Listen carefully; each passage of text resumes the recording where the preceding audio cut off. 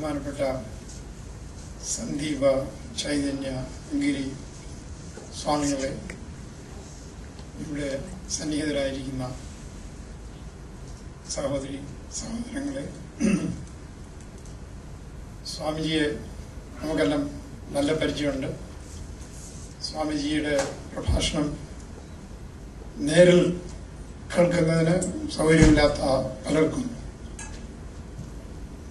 മാധ്യമങ്ങളിലൂടെ, ദൃശ്യമാധ്യമങ്ങളിലൂടെ അദ്ദേഹത്തിൻ്റെ വളരെ പ്രൗഢഗംഭീരമായ പ്രഭാഷണങ്ങൾ കേൾക്കുന്നതിനുള്ള അവസരം ഇപ്പോഴുണ്ട്. കേരളത്തിന് മാത്രമല്ല, ഇന്ത്യയിലൊട്ടാകെ, ഇന്ത്യക്ക് പുറത്തും കേരളീയരും, പ്രത്യേകിച്ച് കേരളീയരും കേരളീയരല്ലാത്ത ഇന്ത്യക്കാരുമൊക്കെ ഉള്ള സ്ഥലങ്ങളിൽ സ്വാമിജിയുടെ പ്രഭാഷണ പരമ്പര ഇന്ന് എല്ലാവർക്കും വളരെ പരിചയമുള്ള ഒരു എന്താ പറയുക, റെഗുലർ സാധാരണ ഫീച്ചറായി മാറിയിരിക്കുകയാണ്. അദ്ദേഹത്തിൻ്റെ ഭഗവത്ഗീത പ്രവചനങ്ങൾ വളരെ എല്ലാ തരത്തിലുള്ള ആളുകളെയും ആകർഷിക്കത്തക്ക രീതിയിൽ, എല്ലാ നിലയിലുള്ള ആളുകളെയും ഉത്ബോധിപ്പിക്കത്തക്ക രീതിയിൽ അദ്ദേഹം നമുക്കെല്ലാവർക്കും മനസ്സിലാവുന്ന വളരെ സരളമായ ഭാഷയിൽ പറഞ്ഞ് മനസ്സിലാക്കാറുണ്ട്. അത് പല അവസരങ്ങളിലും നേരിട്ട് കാണാനുള്ള സൗകര്യം ലഭിച്ചിട്ടില്ല എങ്കിലും ദൃശ്യമാധ്യമങ്ങളിലൂടെ സ്വാമിജി ഞാൻ കാണാറുണ്ട്. സ്വാമിജിയെ പോലെ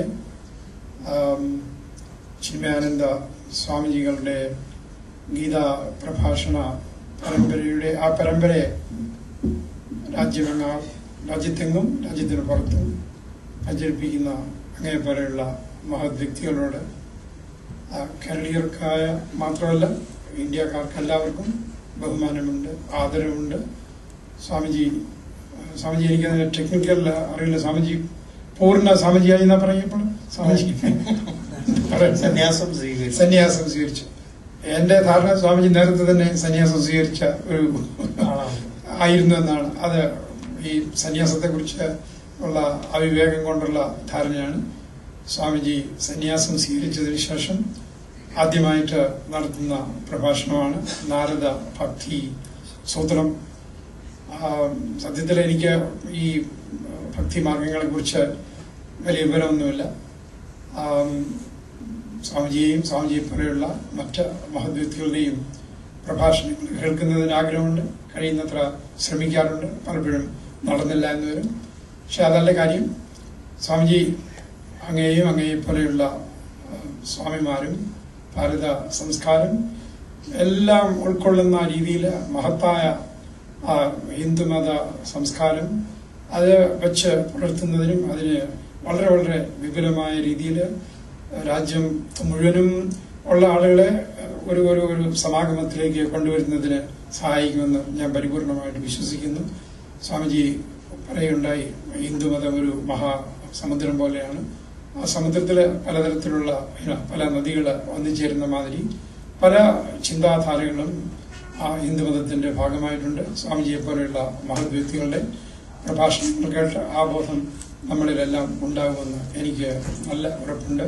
സ്വാമിജി അങ്ങ് ഈ സന്യാസം സ്വീകരിച്ചതിന് ശേഷം ആദ്യമായി നടത്തുന്ന പ്രഭാഷണ പരമ്പര കേൾക്കുന്നതിന് ഡൽഹിയിലുള്ള ഞങ്ങൾക്ക് സൗകര്യം ഉണ്ടാക്കി തന്നതിൽ അങ്ങയോട് വലിയ കടപ്പാടുണ്ട്.